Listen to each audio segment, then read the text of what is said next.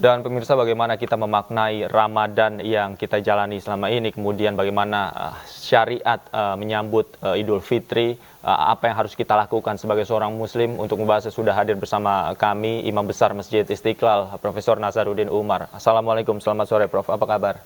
Waalaikumsalam warahmatullahi wabarakatuh, alhamdulillah. Baik ya Prof. Oke. Iya. Oke, pertama saya ingin bertanya Prof, ini sebentar lagi kita merayakan Hari Raya Idul Fitri. Sebenarnya bagaimana cara kita sesuai syariat menyambut Hari Raya Idul Fitri ini? Iya, pertama kita harus menentukan dulu kapan satu Syawalnya itu. Ya. Nah, dalam penentuan kapan tanggal 1 Syawal ini, itu ada hadisnya, sumu liru'yati, berpuasalah kalau Anda melihat hilal, wa aftiru liru'ya, dan berbukalah, nantinya jangan berpuasa kalau sudah juga melihat bulan. Jadi ini patokannya adalah ru'yah. Nah, maka itu di Indonesia dan negara-negara Islam yang lain itu menetapkan satu Syawal itu berdasarkan melihat bulan. Tetapi juga kita tidak bisa memungkiri ada juga kelompok masyarakat kita juga ya menggunakan metode hisab. Metode hisab itu artinya perhitungan pergerakan bulan itu sendiri. Ya, seperti rekan-rekan kita dari Muhammadiyah. Ya, jadi jauh-jauh hari sebelumnya itu sudah menetapkan kapan satu Ramadan, kapan satu Syawal, karena metode yang digunakan itu adalah metode hisab. Tapi NU dan ormas-ormas yang lain menggunakan metode ru'yah. Sementara ormas yang lain lagi, pokoknya tunggu deh hasil keputusan pemerintah dan keputusan majelis ulama. Dan itu ada keputusan pemerintah dan majelis ulamanya juga, bahwa setelah melakukan memeriksa tim ru'yah yang diterjunkan di seluruh pelosok tanah air, mulai dari Papua sampai wilayah hukum di Aceh. Nah, kalau memang nggak ada yang melihat bulan, maka ya satu Syawalnya belum, berarti puasa itu diistikmalkan, artinya dicukupkan menjadi 30 hari. Ya, tapi kalau misalnya ada satu orang yang melihat bulan, lalu ada saksinya, lalu disumpah oleh pengadilan agama, maka itu menjadi hujah, menjadi patokan buat kita semuanya. Dan diikuti oleh provinsi-provinsi lain dalam wilayah hukum Indonesia itu kan.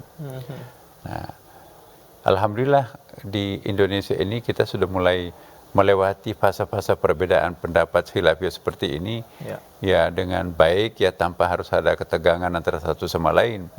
Dan kita juga berterima kasih kepada umat kita ini ya, mau memberikan pengertian terhadap saudara-saudaranya yang berbeda dengan pemerintah, berbeda dengan keputusan majelis ulama, berbeda dengan mayoritas negara-negara muslim yang lain. Ya, karena ru'yah itu pun juga tidak sederhana. Ada metodenya juga. Kapan bisa kita meru'yah itu juga ditentukan. Kalau misalnya dibawa daripada 2 derajat tapi sekarang menjadi 4 derajat karena sesuai dengan keputusan dari menteri-menteri agama di Asia Tenggara ini, itu menetapkan 4 derajat ya. Jadi batas orbit hilal yang bisa diru'yah itu adalah 4 derajat. Karena kalau di bawah 4 derajat itu hampir bisa dipastikan itu agak sulit untuk diru'yah. Nah, tahun lalu masih kita toleransi 2 derajat, tapi sekarang naik lagi ya menjadi 4 derajat ya. Nah, saya kira inilah dinamika fikih sebetulnya. Nah, teman-teman kita dari Muhammadiyah ya, 0,0 derajat saja asal sudah terbukti dalam perhitungan itu sudah masuk ya, menyentuh garis tertentu yang ditentukan oleh hisab itu sudah bisa lebaran atau sudah bisa puasa di awal puasa kan. Maka itu kemarin kita berbeda pendapat, sebagian umat kita yang puasanya lebih awal 1 hari, yang lainnya mainstream itu berpuasanya 1 hari berikutnya. Nah, berhubung karena istiqmal yang kita lihat tadi itu ya, ketinggian hilal kemarin dan kita juga hari ini mengukur berdasarkan ukuran-ukuran hisab juga, maka ketinggian di atas 4 derajat seperti hari ini ya, 4,3 derajat ya, bahkan ada yang sampai 7 derajat, maka itu bisa dipastikan insya Allah kalau tidak ada mendung di wilayah provinsi manapun di Indonesia ini, biasanya pasti ada yang menemukan hilal. Nah, kalau ada satu yang melihat dan disumpah oleh kantor pengadilan agama, maka itu menjadi ikutan untuk kita semuanya, seluruh bangsa Indonesia. Nanti kita tunggu di keputusan sidang isbat di Kementerian Agama, sebentar lagi akan dimulai. Walaupun hanya satu saja yang melihat, itu sudah bisa jadi rujukan begitu, Prof ya? Iya. Nah, kemudian ketika kita melihat ada perbedaan di antara kelompok masyarakat kita dalam satu Ramadan, kemudian juga satu Syawal, ini kan tidak merubah bagaimana kita untuk menjalankan ibadah puasa dan merayakan Idul Fitri dengan menyambut gembira begitu. Nah, bagaimana kemudian kita bisa menempatkan diri ketika kita berada di tengah masyarakat yang memang ada perbedaan-perbedaan seperti ini, Prof? Nah, itulah kematangan kita bermasyarakat itu ya. Harus kita membiasakan diri hidup berbeda dengan satu sama lain. Karena kita nggak boleh memaksakan kehendak, ya kan? Karena kalau ijtihadnya orang mengatakan bahwa hari ini satu Syawal, kalau kita paksa mereka puasa, berarti akan berpuasa pada satu Syawal mereka itu haram berpuasa kan? Haram berpuasa kalau satu Syawal. Dan sebaliknya juga tidak boleh kelompok-kelompok yang satu itu memaksakan kehendaknya, enggak, hari ini harus Lebaran. Ya, keyakinannya besok baru Lebaran, berarti kita dipaksa untuk berbuka puasa padahal mesti harus puasa kan? Berarti melanggar kewajiban kita. Berarti ini masing-masing ada kekuatan dalilnya. Nah, memang sih kalau kita mau seperti dulu, kalau keputusan pemerintah itu yang dijadikan sebagai ulil amr patokan setelah mendengarkan semua sidang-sidang isbat itu, maka keputusan pemerintah kemudian dilegalisir oleh Majelis Ulama, maka itulah menjadi patokan bahwa besok Lebaran atau enggak Lebaran. Itu zaman Pak Harto, zaman Pak Habibie, zaman awal-awal Pak SBY itu ya, masih ketetapan itu dipegang oleh masyarakat bangsa Indonesia. Jadi tidak ada perbedaan satu sama lain. Keputusan pemerintah, Kementerian Agama itulah yang diikuti oleh para pihak, semua pihak. Tapi belakangan mulai berbeda. Pokoknya tidak mesti harus kita mengikuti Kementerian Agama, walaupun ada kaidah usulnya mengatakan seperti ini. Irtifaqul hukum itu tadi itu kan. Yarfa'ul khilaf itu kan, keputusan pemerintah itu bisa menghilangkan perbedaan pendapat ya di kalangan para kelompok masyarakat ya. Nah, karena itu mereka adalah ulil amr. Cuma persoalannya ya seperti ini kenyataannya ini. Bagaimana masyarakat kita memandang pemerintah sebagai ulil amr di sini ini. Jadi memang panjang perdebatannya. Saya kira tidak di sini kita ulas ya.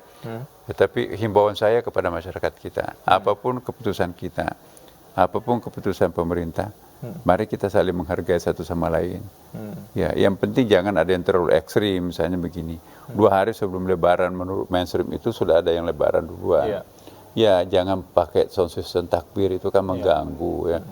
Ya, kalau perbedaan sedikit ya, misalnya hisab Muhammadiyah dan ru'yahnya NU itu biasanya itu kan terpaut hanya beberapa selisih sedikit, tetapi mestinya juga 1 hari kan. Tapi kalau sampai 3 hari sebelumnya, wah itu jangan-jangan metode apa yang digunakan, atau telat sampai kita sudah Lebaran kemarin dulu baru besok Lebaran, itu juga ada hal-hal yang mungkin perlu kita cermati. Karena dalam teori penentuan bulan itu hanya 2, itu hisab atau hilal. Nah, kalau ada metode hisabnya berbeda ya itu mungkin ya disinilah Kementerian Agama perlu juga memberikan semacam penyuluhan ya kan. Oke, baik. Nanti kita akan sampai kepada kelompok-kelompok yang merayakan Idul Fitri, selisihnya juga agak jauh dari mayoritas umat Islam di Indonesia. Pemirsa, jangan kemana-mana, kami masih akan berbincang bersama Prof. Nasaruddin Umar usai jeda berikut. Tetaplah di Breaking News. Kembali di Breaking News, pemirsa, saya masih bersama dengan Prof. Nasaruddin Umar. Prof, tadi kita bicara soal bagaimana selisih waktu yang merayakan Idul Fitri antara satu kelompok masyarakat dengan kelompok yang lain. Kita lihat, tidak hanya selisih 1 hari, bahkan sebelumnya juga ada kelompok-kelompok yang merayakan Idul Fitri ini 3 hari sebelumnya. Bagaimana kemudian kita sebagai masyarakat melihat hal ini, Prof? Iya, saya kira ada yang bisa kita toleransi, ada yang tidak bisa kita toleransi. Saya khawatir nanti kalau kita melakukan pembiaran, ada pelecehan ajaran ya. Misalnya tiba-tiba hanya 15 hari puasa, oh aku melihat bulan. Ya, bukan berbeda kan mainstream pemerintah itu. Nah, apa yang kita lakukan?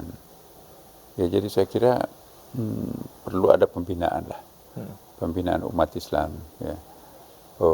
Dan sekaligus kita menghimbau, ya, kalau memang lebih banyak mudaratnya melakukan perbedaan-perbedaan pendapat sampai ada yang 3 hari sudahnya, akhirnya kabur nanti itu bulan Ramadan itu kapan sih? Jadi saya kira perlu ada semacam duduk bersamalah untuk yang terbaik umat Indonesia itu seperti apa, ya. Karena kalau di luar negeri kan susah, apa kata pemerintah udah satu seragam semua, jadi satu kali lebaran, serentak berpuasa. Nah, karena memang ada kaidah ulil amrinya itu diikuti kan. Nah, jadi itu mungkin perlu ada nanti diskusi khusus dengan Majelis Ulama, Kementerian Agama, ya, dengan ormas-ormas yang lain. Sebaiknya kita melakukan pendekatan-pendekatan. Karena ini kalau kita biarkan sampai kemarin kan dari mana dapatnya? Saya telepon langsung kepada Allah. Coba apa ya? Nalar logika, nalar agama kita mengatakan nelpon langsung ke Allah itu kayak apa? Nah, saya waktu masih Dirjen Bimas Islam, kami panggil ke Kementerian Agama para pihak yang bermasalah, bertikai ini. Nah, salah satu diantaranya itu mengatakan lebih awal, saya bilang, Pak, bagaimana metodenya? Metode ru'yahnya seperti apa? Jadi, dia ambil serban hijau, ya. Serbannya itu, Pak, kalau saya lilitkan di mata saya serban hijau ini, kelihatan tuh bulannya. Itu tampak itu. Jadi seperti mukasyafah. Nah, coba ini agak sangat berbeda kan. Kita perlu teropong alat bantu untuk mendekatkan yang jauh. Ya, membuka tabir-tabir awan itu ada kecanggihan teropong yang mampu untuk itu. Ini malah justru ditutup matanya, katanya bisa lebih terang melihat bulannya itu ada di mana. Jangan-jangan bulannya ada di sana, kita melihatnya ke situ kan.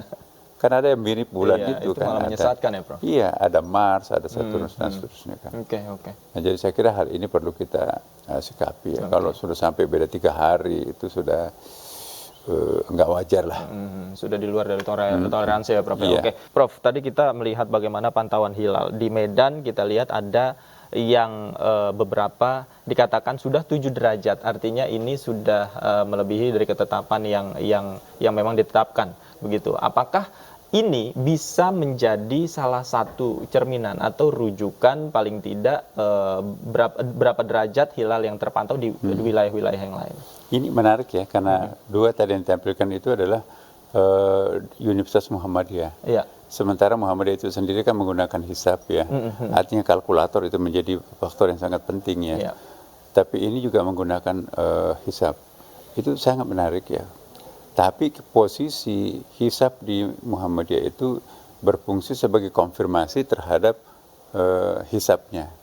Tapi kalau NU itu meru'yah, pakai teropong juga, itu berfungsi sebagai informasi. Sedangkan hisab itu hanya berfungsi sebagai konfirmasi aja. Jadi ini kalau NU menggunakan ru'yah sebagai informasi sangat penting, penentu ya. Sedangkan hisabnya NU itu untuk mengkonfirmasi. Tapi sebaliknya kalau Muhammadiyah, hisabnya yang primer, ya konfirmasinya itu adalah ru'yah tadi. Nah, jadi ini teman-teman kita dari Muhammadiyah dan NU itu luar biasa ya. Di NU juga itu punya kemampuan kecanggihan untuk bermain di matematik kalkulator itu ya.